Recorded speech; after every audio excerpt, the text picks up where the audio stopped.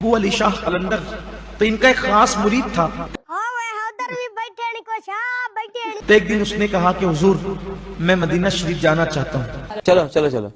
बहरहाल फिर वो गए हज के लिए, फिर उम्रा किया, जो सब करना था किया, और फिर मदीना शरीफ गए।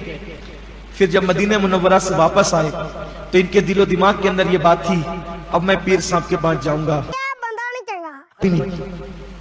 सलाम किया, हुजूर क्या गलती हुई मुझसे?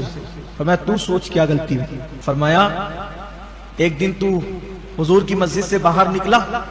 हाँ निकला। दीवार के साए में एक कुत्ता बैठा हुआ था। हाँ बैठा हुआ था।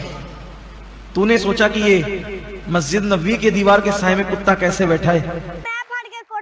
अपनी पीठ से कपड़ा हटाया तो डंडे का असर पीठ पर था। हुजूर ये क्या है?